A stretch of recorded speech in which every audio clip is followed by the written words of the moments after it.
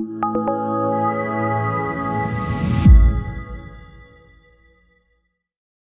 we are really excited to have a special guest today. Anthony William, best known as the medical medium, has helped tens of thousands of people heal from ailments that have been misdiagnosed or ineffectively treated, or that medical communities can't resolve. He does this by listening to a divine voice that literally speaks into his ear, telling him information that is several decades ahead of scientific discovery about what is at the root cause of people's pain or illness and what they need to do to be restored to health. Anthony has written 2 books, both New York Times bestsellers, and his most recent book, Life-Changing Foods, has reached #1 on the New York Times bestseller list. Thank you so much for being with us, Anthony. Hey, it's an honor to be here. Thank you. Glad to be here. Anthony, so let's start at the top here. You have a really unique position on autoimmune disease, and type 1 diabetes is classified as an autoimmune disease. Can you kind of give us an overview of what your take on autoimmunity is? You know, this is actually a really good question. First of all, there's something that I call the great mistakes. And the great mistakes are mistakes that hinder people for generations before us, like your ancestors and so forth, and then generations after us, and hindering our children after us, and then their children. And these great mistakes, you know, they vary. There's different levels of them. There's different ones. And one of the great mistakes, and I feel it's like one of the greatest, is the autoimmune label, autoimmune disease, the autoimmune confusion. That is one of our greatest mistakes of all time. You know, I mean, if someone makes a mistake, they make a small mistake, fine. You know, everybody makes a mistake in their life. We all do. We make little mistakes. Even if we make a big mistake, it doesn't affect millions and millions of people. This is a great mistake, and it's going to affect millions of people. I'll tell you what's going on with autoimmune and how it relates into type 1 and also other things too, you know, like Hashimoto's or anything like that. And first of all, autoimmune disease or autoimmune, when someone's told they have autoimmune, they're told their body is attacking itself. And the reason why we're told our body is attacking itself, the real reason we're told that is because no one knows what's causing the illness. No one knows what's causing type 1. No one knows what's causing Hashimoto's, thyroiditis. Nobody knows what's causing, you know, some other kind of, you know, anything else, you know, celiac. No one knows what's causing RA, rheumatoid arthritis. So we get told that our body's attacking itself. Now, of course, someone might say, well, there's these autoantibodies, there's these antibodies, and, you know, we've discovered these antibodies to, you know, these antibodies are destroying your pancreas or destroying your thyroid. That's not true. That's not accurate at all. In fact, the antibodies, the autoantibodies, are indications of the body going after something else, not the organ, not the pancreas. And for example, in type 1, these antibodies aren't going after the pancreas. They're not going after the insulin. They're not going after the tyrosine. They're not going after, you know, that's not what's happening. And so what we have so far is kind of, we smell smoke, but we don't know where the fire is. Or we smell smoke, but we don't know what's causing the fire. And that's what's happening. So it's like, you know, we're seeing these antibodies. We don't know what they are. We don't know what they're really doing. So since we don't know, since science and medical research don't know, it's best to blame the person. It's your fault. It's your pancreas it's being attacked. It's your body that's attacking your pancreas. You're the faulty one. You're the bad apple. You're the one that's no good. You're the one that's sick. This is actually set up purposely so that science and research doesn't take the hit where they're just not there yet on any level. And so this is one of the greatest mistakes of all time. And what does it do? Stops you from healing. The minute you think your pancreas is under attack by your own body, you stop healing. That's how it works. So if we're ever going to move forward, I don't care if it's alternative medicine, conventional medicine, I don't care who it is, where it is. If we're ever going to move forward, we have to understand what autoimmune really is and what's happening. I'm going to explain that to you in a second here. But we have to move past that, or we're going nowhere, and we get stuck. It doesn't matter if it's the best alternative medicine. We're stuck if we still think that these antibodies are produced by our body or our immune systems to destroy or go after something, or literally to attack something in our body that's our organ or gland, such as our pancreas. If we're still on that concept, if we're still stuck there, we're not going anywhere. We're not going to go anywhere. So here's what's happening. These autoantibodies are produced to attack something that already is attacking the pancreas. That's the truth. Nobody knows it. I'm the only one that's brought this to light yet in history, unfortunately, and it saddens me that I have to be the only one. And what's going on is that these antibodies are going after pathogens that are inflaming or attacking various parts of the pancreas, or say Hashimoto's thyroiditis. It's the Epstein-Barr virus. That's what goes after the thyroid. And science and medical research, science doesn't know that. I brought that to the world's attention years ago. Now I'm actually writing about it more and more and more and more, because that information has to get out there in order to help people. But the point is, just like the Epstein-Barr virus attacks the thyroid, other pathogens, other viruses, and bacteria to some degree attack the pancreas. And this is what type 1 is. That's why that's the whole thing, the whole point with LADA, right? You guys know more about all these different, aspects probably about, diabetes and everything. But LADA is, when it comes out later, slowly coming out later, is autoimmune, where you're getting the type 1 and it's kind of slowly developing as you get older and older and so forth. That's because a pathogen has been sitting inside the pancreas, working on the pancreas. So since that's not identified, we just call it, basically, it's autoimmune that's developing, that's what it is. Or type 1.5, it's autoimmune that's developing, more so over time. And really, it's something else. Now, there's a lot of things that hit the pancreas hard. I've seen a lot of cases of food poisoning that really sets off type 1. That's a big deal right there, all on its own. Food poisoning, all on its own. So toxins and pathogens that are in foods. And when someone, is vomiting for 2 straight days, or they have diarrhea and vomiting for a day or 2, or they have a bad case of food poisoning, that's really something that occurs. You get the pancreatitis. You can get an onset of type 1 after food poisoning. I've seen that happen.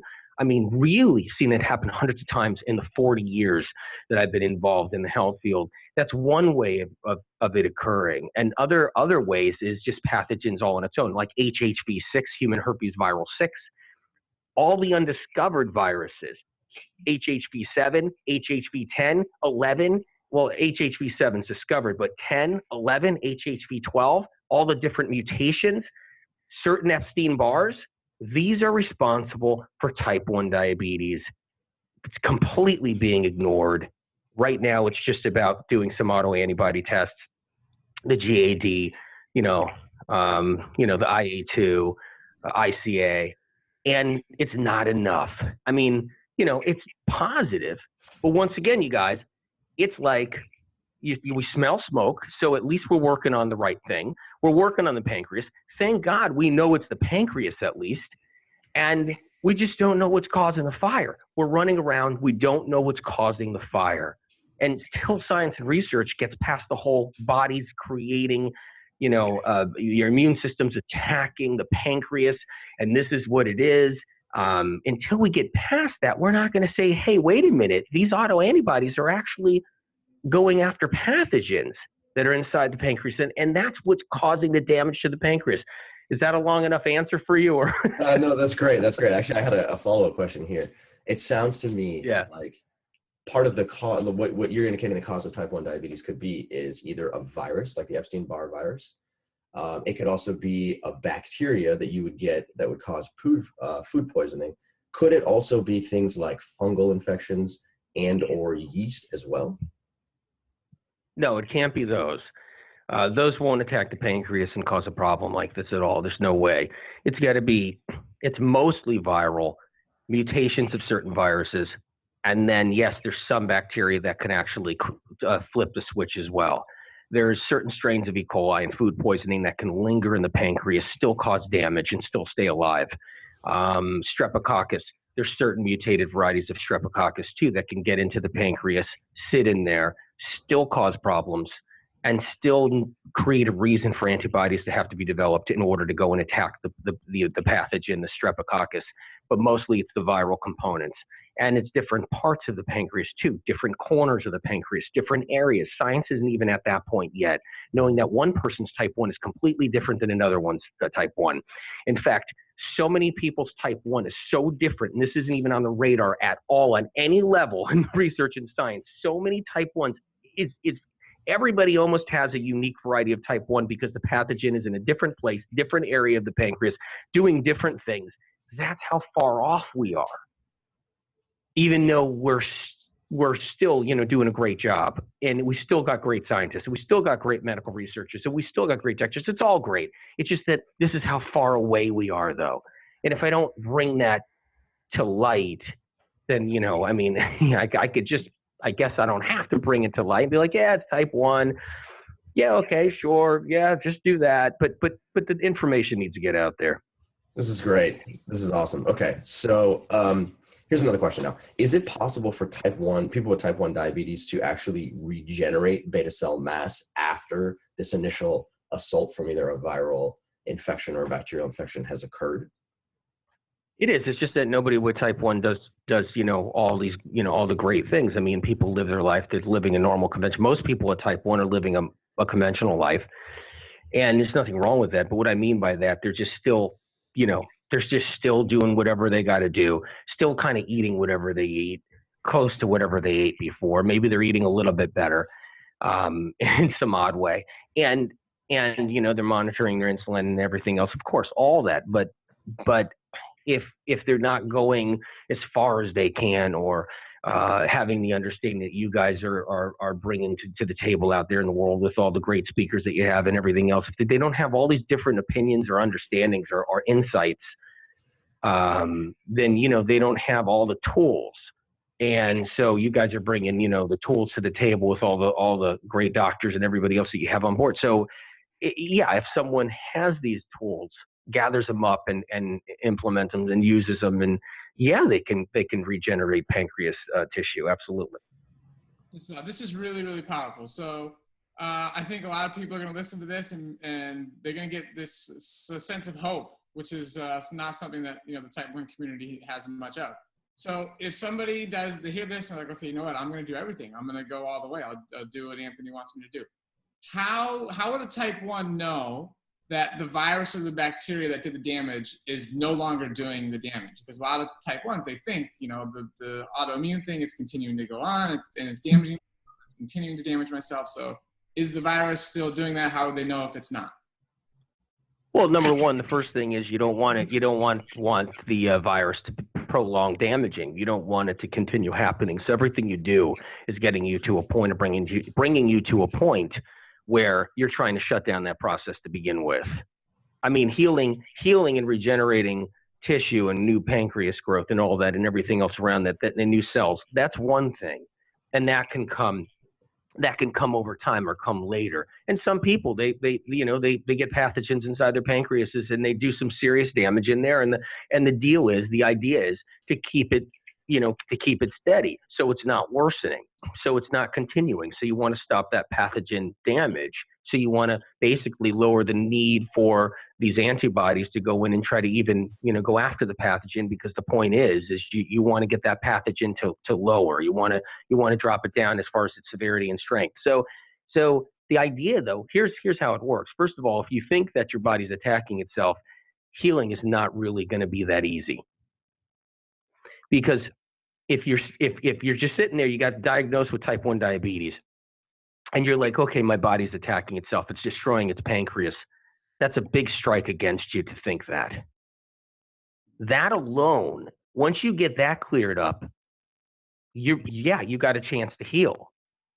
Because you need to know your body's not doing this purposely to destroy your pancreas, that your body's not working against you, that your body loves you, it's working with you, it's actually fighting for you. That has to be there. If that's not there, then we don't have the foundation to get better. Yeah, that makes sense. You know what I mean? And Absolutely. So that's number one. So before you do antivirals, that are natural, and you do vitamin C, and you do all these things to try to lower your viral load or your pathogen load so you can regenerate new tissue, the first things first is you got to know your body's not destroying itself. That's the first thing for anyone with type 1.5. They have to know that. That has to be there, or you have this in your mind. It's a seed. It's a weed, and it's sitting in there in the garden in your mind, and it's just poisoning you. And you have to get that weed plucked out of there, and you have to know that your body's working for you. So that's number one. So yeah. Okay, great. So what foods would you recommend for someone living with type 1 to start the process of healing? I mean, look, you guys talk about it, all the time. I think that's what you guys are on the whole movement where you got to lower the fats.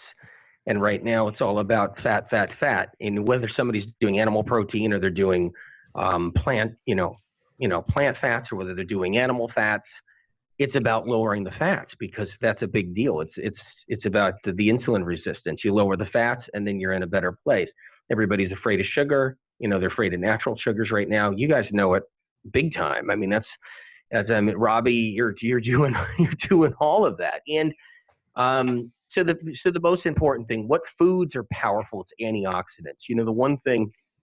So if you bring the fats down in your diet, and that could be as far as going to no fat in the diet whatsoever. But if you bring the fats down in the diet, like I said, whether it's animal protein or you're plant-based and it's plant fats, and you bring it down to the bottom, the one thing that you have to have is the antioxidant. That has to be the number one thing in order to stop oxidation of damaged tissue. And this is something that has to someday be studied by science, is that when you have pathogens injuring cells and tissue in the pancreas causing type 1, you have to have antioxidants of different varieties and different strengths and different levels repairing the oxidative damage.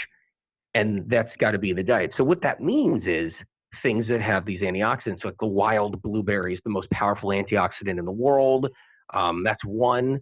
And, rose hips have an antioxidant in them that's actually amazing, a group of antioxidants. So rose hips, you do rose hip tea. It's these different various, levels, all the different berries, the raspberries, that's an incredible antioxidant. But it can't be just like you're eating like a handful of raspberries once a week. You have to have your raspberries every single day. You got to have your wild blueberries every single day. You got to have your rose hip tea every single day. And then you can get some antioxidants also from different herbs and greens as well too. And you need that. You need your greens. Mineral salts are critical for bringing back the pancreas. So mineral salts, they come from like spinach, the stems of spinach, celery. They come from celery. So you're going to have a lot of celery juice, a lot of celery in the diet. But it's mineral salts combined with lots of antioxidants, the strongest antioxidants we have on the planet in foods. And then you stop that oxidative damage from pathogens hindering the pancreas. Look, I'd rather know that I had a pathogen I can actually go after myself, battle, defend myself from, than thinking my own body's destroying itself. And so if I can do the antioxidants, and if I could do antiviral foods too, we can talk about that for a minute. If I could do these things, and to shut down any pathogen, knowing that I'm winning the game, that's what I would want. And that's the truth. That's how it works. And that's what I like, is knowing the truth, because it heals. And then, but if I thought, hey, my body's just attacking itself and there's really it's a no-win game, that just doesn't work. That's just not reality, and that's not the truth to the matter. This is really, so yeah, really powerful stuff here. So I know exactly what our audience is going to be thinking. I'm confident what most people are going to be thinking. So like, okay, so I'm type 1. I do this. I do what's necessary to kill the virus, kill the bacteria. That's gone. My beta cells are damaged. Now I'm on this path of trying to regenerate them. What can somebody expect? Like, can they heal in a short period of time? Is it, maybe talk like the well, yeah, Yeah, everybody's different. Everybody's type 1 is different. Someone might have a different variety of pathogens. Someone might have more damage to a certain aspect of the pancreas. It could be I call it north, south, east, west. It could be, it could be the top of the pancreas. It could be, the bottom of the pancreas. And you can have more damage in different aspects or different areas of it, and different pathogens, including other situations in life. It could be under more stress. You could be under more emotional, stress as well. You can be under all these different things. So it's not easy. It doesn't mean it's easy, but yes, some people can heal faster. Some people can stop the pathogen faster, so they actually don't worsen in their lifetime too. Some people may not get 100% better, meaning they may not get regeneration because of so many circumstances in their life, but they can get to a point where they shut down the pathogen so that they're not getting worse. There's different levels is what I mean. It depends on how the onset came in, how fast. Was it the food poisoning variety? Was it just an onset of an Epstein-Barr or another type of virus, HHV6, that got into the pancreas? But that doesn't matter. What matters is, number one, you can shut it down, build up reinforce your body and your mind, knowing your body's not doing this purposely and attacking itself. And then, some people can move it forward faster because of a different circumstance. Some people, with a unique circumstance, some people have to fight a little harder. Some people have had it longer term where nothing was done about it for 30, 40 years, 50 years with their type 1. So it might take a lot more or a lot longer, but it doesn't matter. What matters is you're doing something about it. You're shutting it down, meaning you're shutting down the pathogen growth, any kind of, additional damage being done. And then you take it from there. And some people they're going to heal faster. Some people are going to stop the process from degenerating. So, but either way. Yeah. So that was my next question now. Can one person, sorry, let me back up here. It sounds like it's very different for each individual because type 1 diabetes is different from person to person. So just as a general rule of thumb, we're talking, what are we talking, weeks, months, years of eating high antioxidant foods that can actually shut down the pathogenic assault? Is that right? Yeah, absolutely. It could take months for someone. It could take years from someone. Everybody has a unique situation. We categorize it as type 1, type 1.5, type 2, right? Correct. It's really probably, type 0.5, type 0.6, type 0.7, type 0.8, type 0.9, type 1, type 1.1, type 1.2, 1.3, 1.6, 1.7, 1.8. It's probably something like that. I know that scale's not right, but the point is that's how unique it is, but we don't classify that. We're not there with research and science yet to actually see the different unique varieties and the different things. We're nowhere near there. We're in antique shopping land right now. When it comes down to a lot of the so-called autoimmune diseases, it's antiquities, man. It's like, it's like, dark ages. That's how behind we are. 50 years from now, they'll be like 1.1. In type 1, type 1.5. Oh my God. Well, hey, look at this, look at that, look at this. It's going to be like that. But the problem is they're probably going to blame everything on genes anyway in the end. And so we'll go in a bad direction 50 years from now anyway. And it's all going to be about genes. It's your genes. You're faulty. That's a whole nother great mistake developing. But the bottom line is, with each person, it could be weeks, it could be months, it could be years. Some people have type 1. They go, 20, 30 years of type 1. And they really didn't do a lot for the real cause inside there. And besides, they fought to get up every morning and to live their life. And that alone is amazing. And then, but they might need a lot more if they haven't been doing a lot all along. Got it. Okay. So it's a highly variable process then.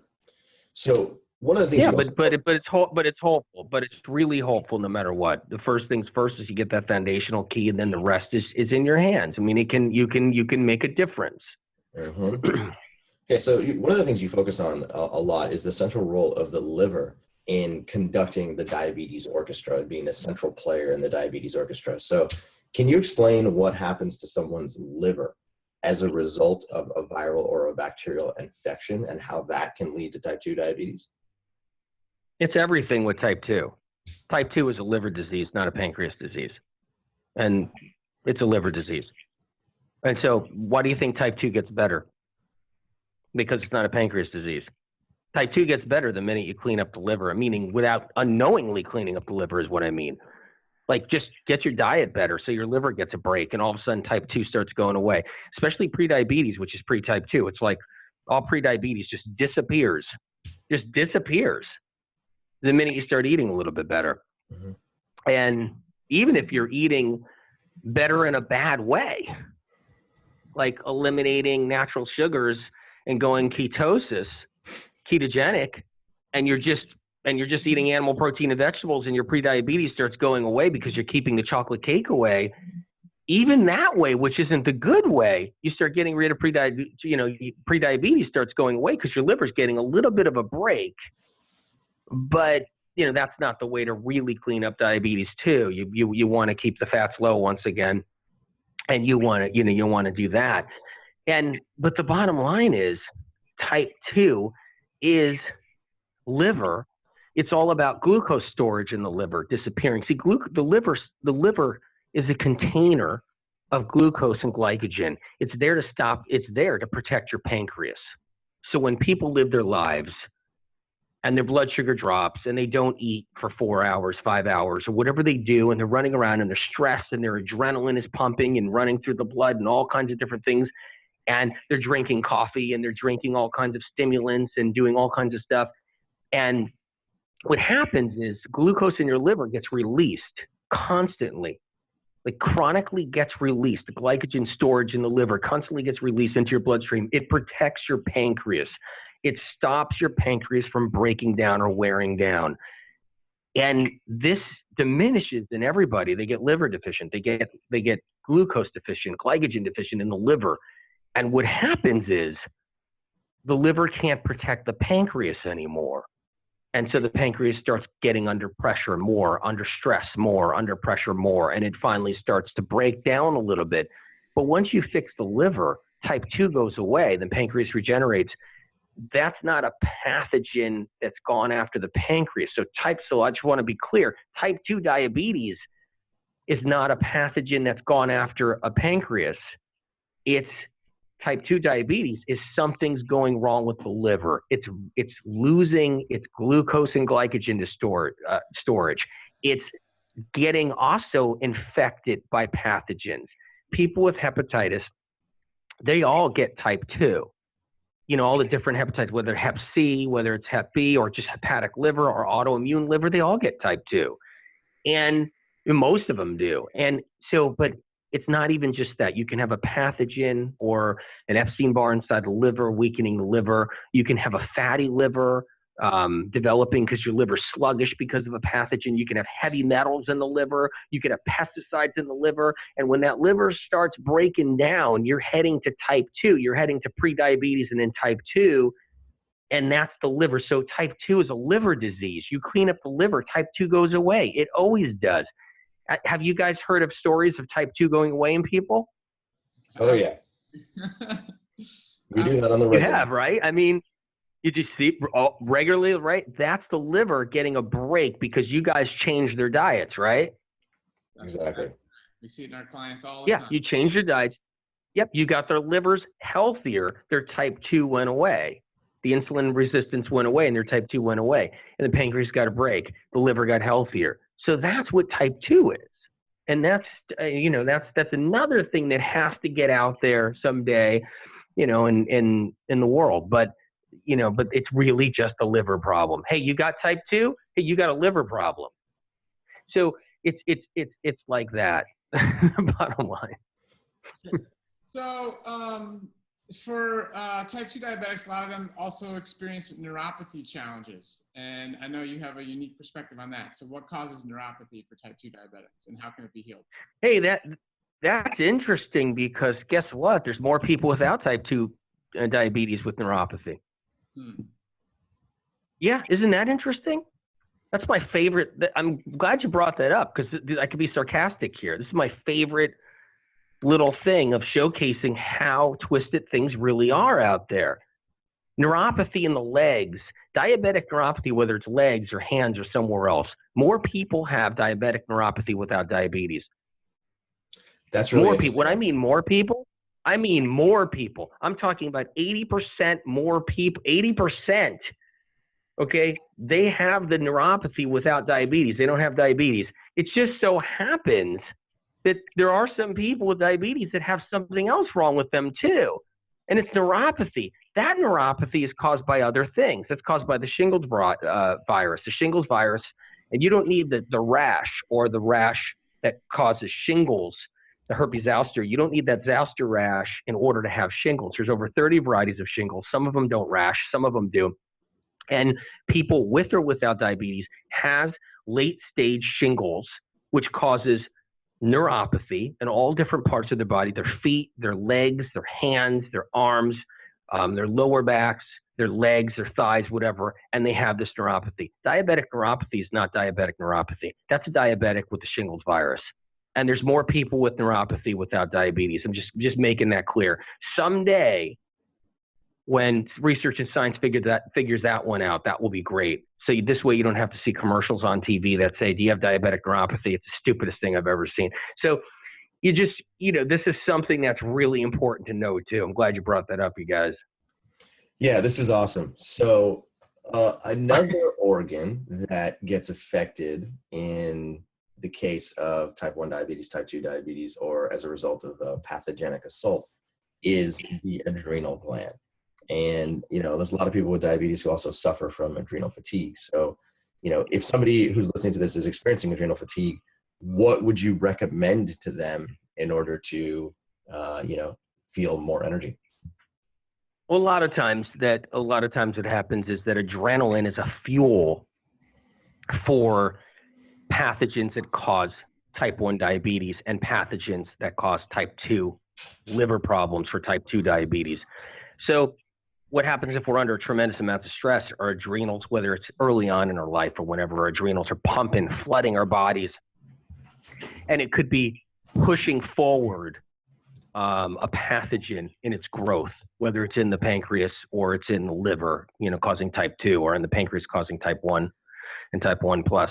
So that's number one. Number two is prolonged stress with the adrenals pumping does damage and wear on both our liver and our pancreas. So it doesn't help support us from getting better. It can be a part of it all, the problems of it all. But here's just giving you different levels of the way the adrenals work. But here's the deal. Most people with type 1 diabetes or type 2 that have adrenal fatigue most likely have fatigue that's coming from the pathogen itself. It's coming from having Epstein-Barr. It's coming from having a pathogen, HHV6, inside the pancreas.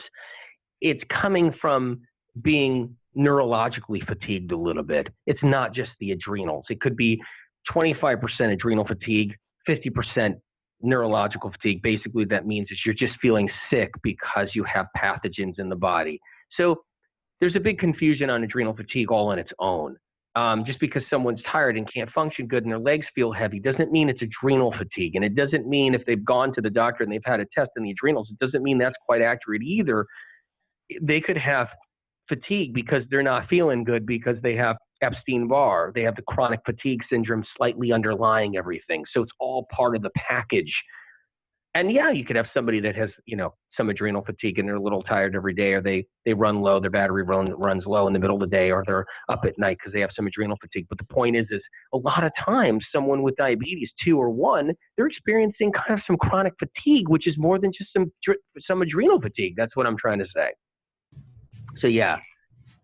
Got it. This is really cool. Okay. So now another thing that also affects people's energy levels is Hashimoto's hypothyroidism, which you've talked about. Hashimoto's thyroiditis is Epstein-Barr. That's what that is. We're nowhere closer in research and science of knowing what Hashimoto's is today. We're nowhere closer than when we were in the early 1900s when Dr. Hashimoto felt somebody's thyroid and said, "Ooh, it's swollen," and it got named Hashimoto's thyroiditis. So we're nowhere closer, but the truth is it's Epstein-Barr. So until we finally get comfortable with that. If we get comfortable with that, then we're finally there. If we're not there, we're not there. What I'm saying is that's the cause of Hashimoto's thyroiditis. The Epstein-Barr, I actually explain this in my book, the first book, of what the virus does and how it enters into the thyroid and when it enters into the thyroid, and years later how someone can get Hashimoto's thyroiditis, or when they get it even younger. And so that's a viral issue. So if someone's already experiencing type 2 diabetes or type 1 diabetes and they got Hashimoto's 2 or hypothyroidism, yeah, they're viral. Chances are the same virus is causing their type 1 or their type 2 in their liver. And so there is a correlation, of course.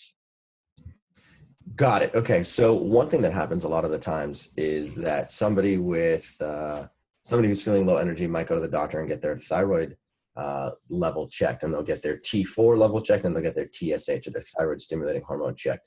And both of those numbers will come back in range, but yet they could still be suffering from subclinical hypothyroidism, which is hypothyroidism that isn't necessarily detected by the results of these tests. So yeah, of course, I'm doing a book now, and that you guys will see later on this year, and it's about that very test, those tests. I call them guess tests, because it's really hard to pinpoint what your thyroid hormones are really doing, and if they're not definitive, those tests at all, and so including the autoantibody test and so forth, with Hashimoto's, none of it's definitive. It's really a guessing game. But yeah, Epstein-Barr causes thyroid problems, and it doesn't have to be detected or shown up on the tests. Okay, so in your upcoming book, if you can give a sneak peek, I don't know if you're allowed to, but do you go into a little bit of detail about what other tests might be more definitive than the existing tests? Yeah, absolutely. I talk about how to safeguard in every way possible and how it works. I go into explicit detail, like real serious detail on the thyroid in every aspect of it, including the 2 hormones that were never discovered yet by science. I bring to the table in this book. So there's 2 more thyroid hormones that are undiscovered that I know that will be discovered, and I put it inside the book. So the thyroid has 2 more hormones that are not talked about, actually are not discovered. So it's really great, and that'll give people really a full range of what the thyroid's about. And I'm going to make the assumption that you're not allowed to talk about those 2 right now before the book is released. Is that right? Yeah, that's right. I mean, I wish I could. This conversation is classified. Classified conversation. Pretty funny. Yep. The first 2 books didn't disappoint, so I'm looking forward to the third one. That's absolutely. But yeah, so Hashimoto's is caused by Epstein-Barr, and I'm thinking maybe in about 5 or 10 years from now, since I released that information, I think it should be finally out, and doctors are going to be talking about it all the time. It's going to be common knowledge. But we're just not there yet with the Epstein-Barr causing Hashimoto's. But hey, look, anybody listening to this right now, you know it now, you understand, and you can do anti-Epstein-Barr protocols. You can go to your natural practitioner, and you can ask them what can you do for Epstein-Barr, because you got the thyroid problem, and you can get help now, and you don't have to wait 5 or 10 or 15 years for science to try to come up with something. So you could waste 15 more years. No, you don't have to. So that's what these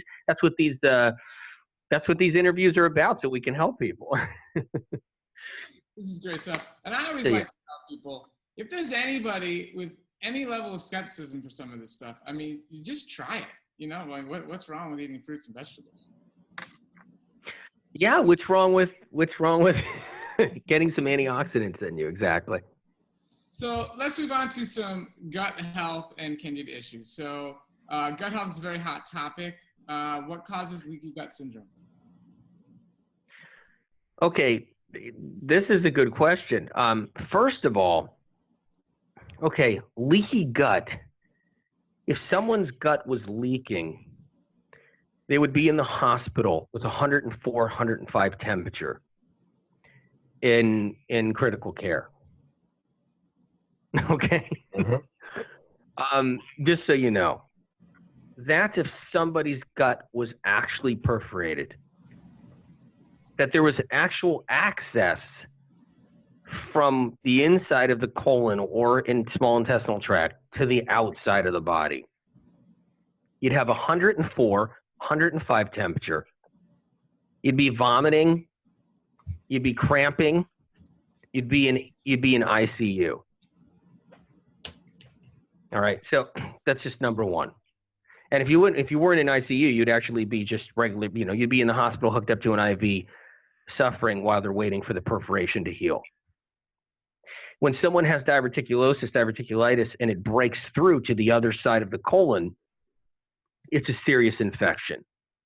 I mean, you're doubled down, you're sick, you're in the hospital, you're on 5 different antibiotics. You name it. It's pretty bad. And then they're looking at surgery. It's not leaky gut syndrome people really have. This is a mistake that was made in alternative medicine a while back. A billion books are written about it. I'm sorry if I have to talk about it this way. It's not that books aren't helpful, and it's not that calling it leaky gut isn't helpful. It's not it at all. It would be good to know what's really going on. And what's happening and what people really have is something called ammonia permeability. This is something that I brought to the table as well. And it's called ammonia permeability. It's named from me naming it.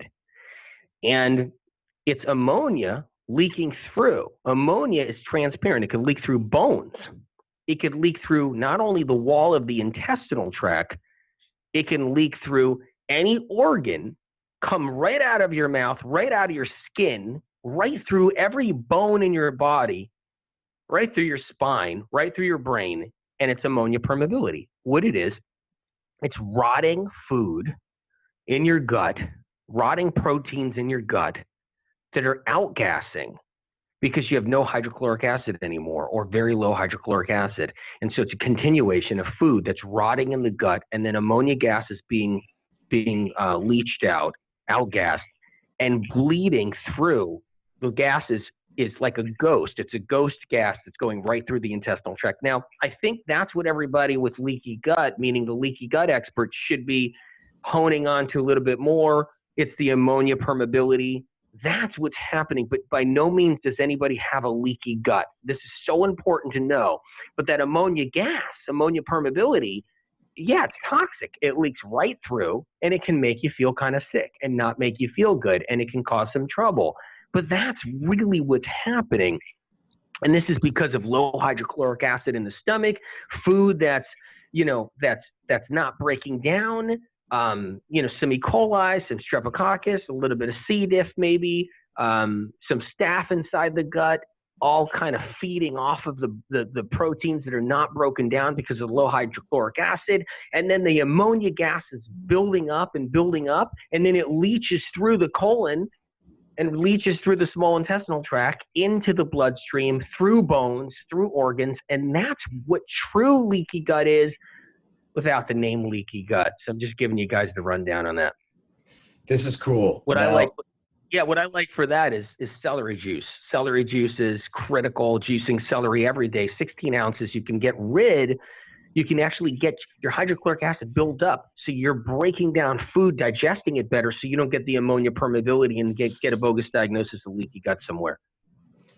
So this is very cool, actually, because even in the paleo world, a lot of the times, a lot of practitioners will tell their patients to increase their hydrochloric acid intake. So at the time that they eat food, they will actually take a hydrochloric acid pill to substitute. Yeah, I wish that low hydrochloric acid. They're at least they're at least onto something, but that's not the way to go, because that hydrochloric acid doesn't have the unique 7 blends that is undiscovered by science and research. So, what I've learned from my source is hydrochloric acid isn't just one acid. So when you're taking the hydrochloric acid pills, that's not going to cut it. The hydrochloric acid that we have is 7 different acids, 6 of them which are undiscovered by science. It makes up a blend, and celery juice amps up that blend, creates that blend. So celery actually brings that blend to life. So when you go to a practitioner, you're taking a hydrochloric pill, that's only one. So you don't really get the effect, but yet they're onto something, which is good. Exactly. This is great. Okay, can you talk a little bit about heavy metal buildup in one's digestive tract and how heavy metals can be removed? Yeah, I mean, look, heavy metals are everywhere. You know, they float out of the sky, they drop out of the air, they come out of planes, they come out of, you know, they're just everywhere. You know, petrofuel has heavy metals. Antibiotics is loaded with heavy metals. Antibiotics themselves, prescribed antibiotics, they're loaded with petrol oil, engine oil. They have heavy metals in them. And so heavy metals is in everything. It collects in our body. You don't just have to eat tuna to get heavy metal, you know, to get mercury. I mean, it's just, you can get it anywhere. There's heavy metal. There's something else I brought to the table, which is really interesting. And it's mercury being passed from generation to generation.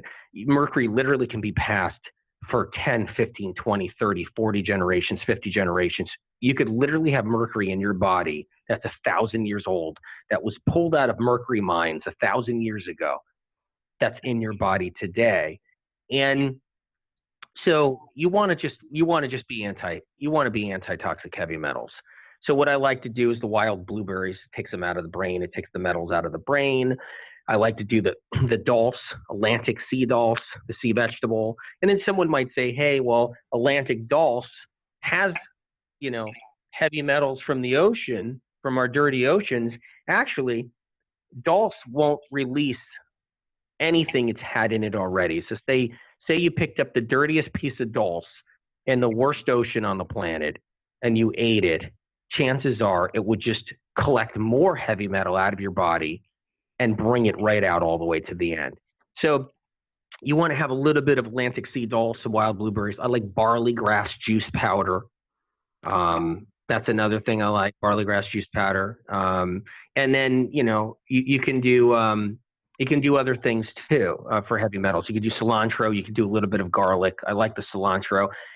But to get heavy metals out of the body, you guys, it has to be a group of items to get it out, a group of compounds to get it out, to get it all the way out. Like, for instance, to get it out of the brain, then to carry it down through the bloodstream, then to carry it out of the body through the kidneys. You got to have the wild blueberries, the cilantro, okay, the spirulina, the Hawaiian spirulina, all right, and the barley grass juice powder. You got to have all these put together to actually drive all of the metals out of the body. I call it pass the football. You have to have one thing that's about to drop the metals. You have to have something else pick it up. You can't just do chlorella. Chlorella is the most clumsy heavy metal detoxifier there is on planet Earth, is chlorella. What it does is it grabs onto metal and it drops it. And it gets redispersed right back into the body. It's the most clumsiest, most, incompetent heavy metal remover. So you want the Hawaiian spirulina, it'll hold on to it better. Then it'll pass it on to the cilantro. The cilantro will take it a little bit further. Then the dulse will take it out of the body completely, while the wild blueberries are taking out of the brain and out of the liver. So that's what you do for heavy metals. You can get it out of the digestive tract and so forth. So that's a little example of how heavy metals work. This is incredible. And I'm assuming that heavy metals are prevalent in all people, right? Like you're saying, they're environmental, they're everywhere. So, whether you have diabetes or not, heavy metal toxicity is an actual. Look, whether anybody likes it, their great-great-grandfather drank mercury tonics. If they went to the doctor at all, I don't care what country, I don't care if it was overseas, I don't care if it was the US, if they went to the doctor, the conventional doctor, back in the 17 and 1800s, the first thing given to them was a glass of mercury water. That was the first thing given to them. And what would happen is you would get quacked. That's where quacked came from. It came from the fact that you actually went to the conventional doctor, the medical university doctor, and you actually went to the doctor and you drank a drink of mercury. You went home insane and either did something horrible, like jumped off your roof hallucinogenically, or did something crazy. And so many people got quacked. That's where the word quacked came from. It didn't come from an alternative doctor that's actually trying to help somebody, unconventionally. That's not where quacked came from. Quacked came from your conventional doctor. And it came from poisoning all the patients with mercury tonics. And we have mercury in our system from the 1800s because our grandparents, great-great-grandparents drank these mercury elixirs. Everybody did. And so, yeah, it gets passed on right down to us. And so we want to get that out of our system. Got it. Okay. This is really incredible. This is like such unconventional wisdom, but that's why I think, to me, it's so attractive. Now, hey, look, I'm glad you like the information. That's great. It's fantastic. Okay. So it's good for people to know. It's good for people to know how it works and where it comes from. When you're getting rid of mercury, you're getting rid of mercury from years past. The mercury buildup in our system that comes from our forefathers and even beyond, even going farther back, you know, it's toxic in our bodies. It's causing all kinds of problems. And you want it out of your body. You can take control and you can get it out of your body. Absolutely. Mm-hmm. Okay. And don't eat tuna fish. Yeah. So let's talk about candida here, because this is another thing that plagues a lot of people. So can you tell us what is candida in the first place? Yeah, it's something that without it, we would die. So that's first and foremost. If you didn't have candida, you would die. Just letting you know. So that's a fact. Okay. Candida is there as our protector. It always has been. Without candida, okay, we get bad food absorption. We can't absorb our food.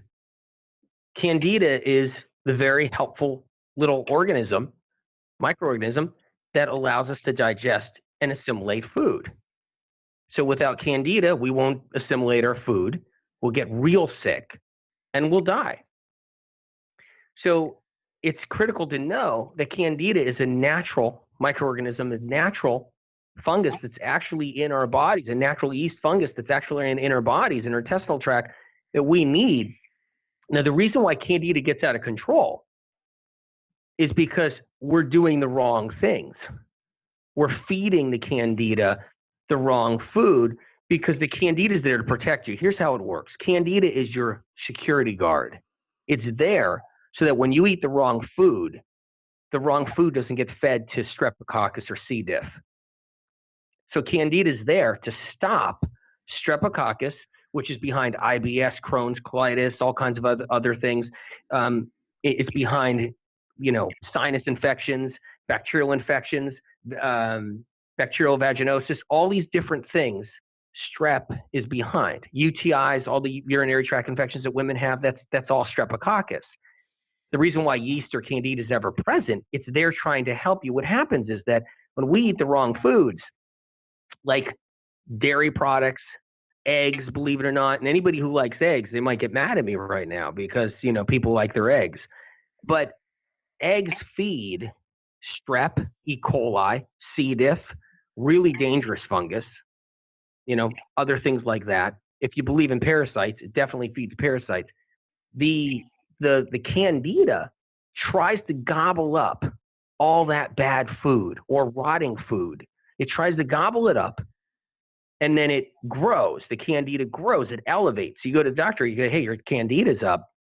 That's because the candida is trying to gobble bad food so that pathogens such as strep and C. diff and E. coli don't feed off of it and start making holes inside your body, like organs and in your liver and weird places, and starting to get into the gallbladder and causing gallbladder disease.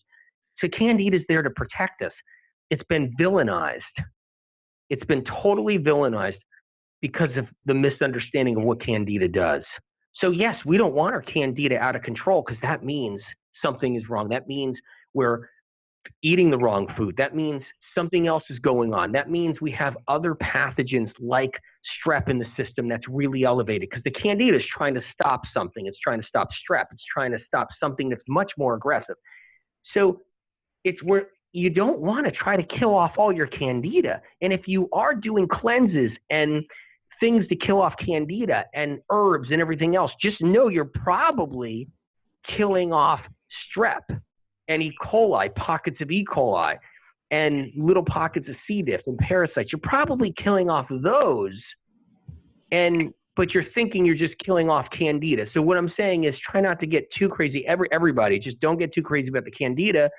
yeah, you don't want your candida out of control because that means something's going on. That means something's wrong. That means the candida is trying to protect you because something is out of control. You want your candida levels down, but you don't want to eradicate candida altogether because you can't live if you do. Candida is actually, it's mandatory that we have candida in our colon and our intestine tract. If we don't, we can't live as a species. Mm-hmm. So there's something to know. Yeah. Awesome. Now, one of the things that people who are suffering from, candida overgrowth do is that they stop eating fruit. And they do that because they say, oh, it contains sugar, and therefore if I eat sugar, then it's going to feed this candida, and then it's going to get worse. So yeah, well, if they eat ice cream, it's going to feed the candida because the candida is going to want to gobble down all the ice cream to save you from feeding streptococcus.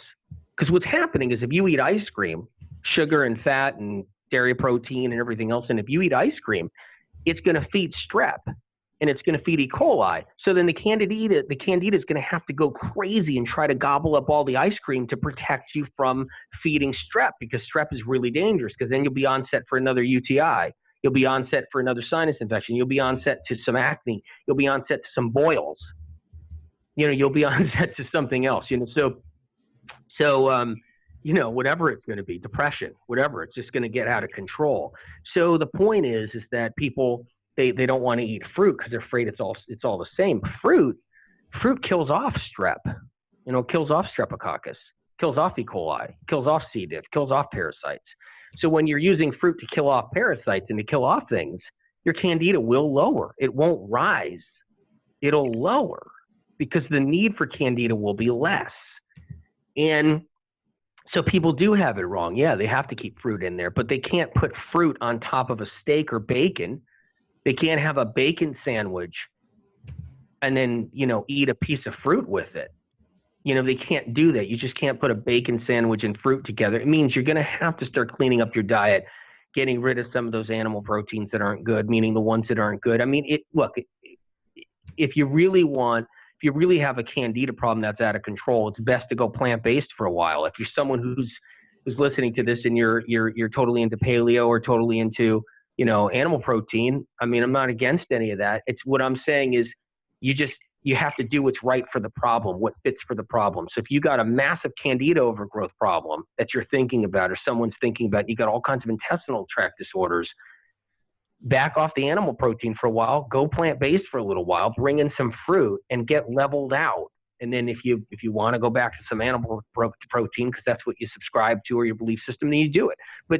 And you try it out, but you want to definitely get rid of that kind of stuff and bring in the fruit. Absolutely. Everybody's got a different diet. They got a different belief system out there, but it's what's wrong with your system. What's wrong? You gotta eat for what's going on in the moment. That's how I like to do it. If you got nothing wrong with you, you don't got one complaint, you don't have one problem, you're just playing tennis and you're drinking martinis and you're eating chocolate cake and you're happy as heck and there's nothing wrong and life is perfect, then just eat whatever you want. But if you're somebody suffering with some kind of bloating gas and you got some kind of problem and candida's overgrowing and everything, I would definitely go plant-based for a little while, and give it some time and bring in some fruit in your diet. And if you can't do that, lower your animal proteins to once a day and try to bring some fruit at a different time of the day in, so you can start knocking down some of that other bad bacteria so your candida can lower. So that's a little advice. This is really, really great. I feel like we could go forever. There's so much stuff to ask because there's so much unique stuff in your books and all that. So there's one more thing. I got two questions for you. Sure. So you have, in your diabetes chapter in your first book, you talk about adrenaline affecting the pancreas. Can you cover that just a little bit? Yeah, absolutely. What happens is that sometimes we don't have a pathogen that is attacking our pancreas. Don't get scared by that. Let me tell you something. Never get spooked by thinking that you have a pathogen in the pancreas, because I'll tell you right now, that's incredible and wonderful compared to being told that without any control, your body is destroying your pancreas, because that's what autoimmune type 1 is that's what they say it is, which you're completely wrong. I'm just telling you right now. They say your body and your immune system is going after your pancreas. That's not accurate. I promise you, I swear to God, that's not accurate and that's not true. So don't be spooked by a possible pathogen being the cause.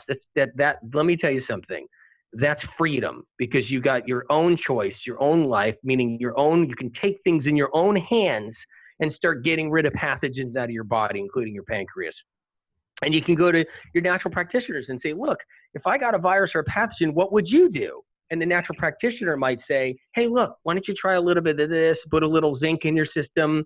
Let's try a little bit of cat's claw. You know what? And you can actually start getting better.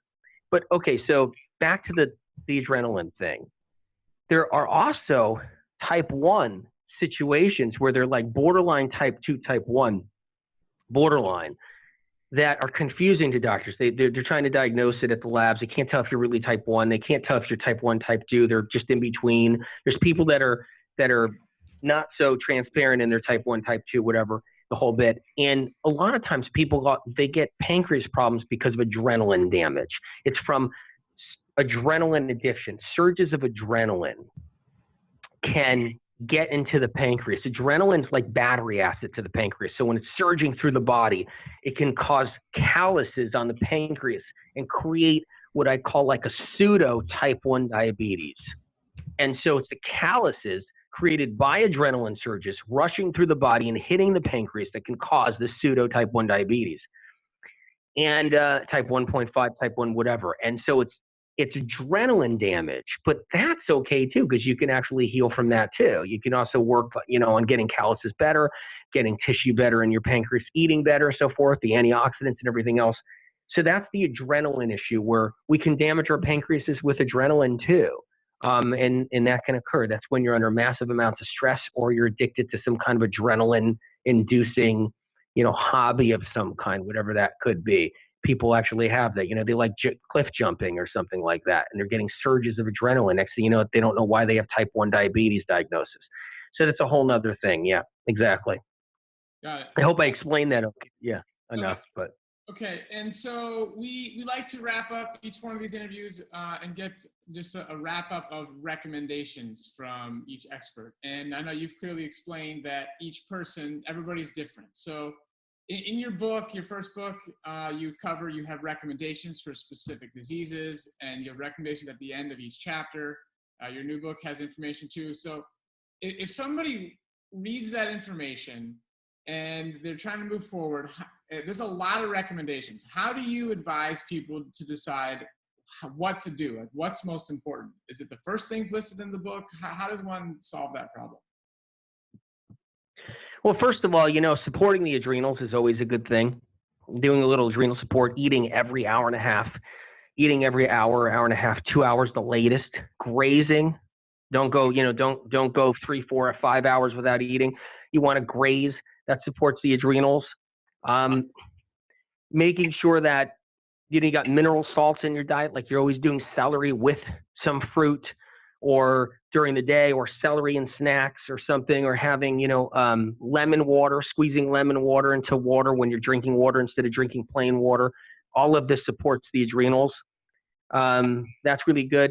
The antioxidant thing I was talking about before, fruits that have the highest antioxidants. All fruits have antioxidants in it, which is really good. All vegetables have antioxidants in them. But incorporate more fruits and vegetables into your diet. Look for the higher antioxidants one, like radishes. Radishes got a really high antioxidant power to them for the, in that level. Some kale, a little bit of kale chopped up, spinach, all high antioxidants. The wild blueberries and different berries like raspberries, blackberries especially have a high antioxidant quality to them. Bringing all that in there, getting rid of some heavy metals. That's important overall for the liver, for helping out for type 2. Lowering your fats in your diet, learning how to eat better by lowering the fats. But there's a lot of different recommendations. And then, like I said, for pathogens like type 1 diabetes and everything, like that I was talking about everything else before, like whether you got a pathogen, HHV6 or a EBV or something that's affecting your pancreas, or say you got diabetic neuropathy that we talked about earlier, where you obviously have some other kind of thing like a shingles virus in the system, anything like this. You can go to your naturopath, or you can go to your natural doctor, whatever, and get some ideas on some different, different things for antivirals. Like, so your doctor can give you some L-lysine, great for these kinds of things. Nettle leaf is a great thing for these kinds. Lemon balm. I love lemon balm for all pathogen-based issues for type 1 diabetes, type 2 diabetes. Lemon balm. So you can get different, antiviral ideas too. And these are some of them I'm throwing at you now. A little bit of cat's claw. Iodine can be really good, like a nascent iodine, a little touch of that. That could be good for all of this. So yes, these are some recommendations. This is really good. Thank you so much for joining us today. Hey, thank you for having me. It's an honor. Look, bottom line is this, is that, we need the information. We need to move forward together. We need to get better. When I see people suffering, I just, it gets my heart every time. I've watched it my whole life since I was a kid doing this.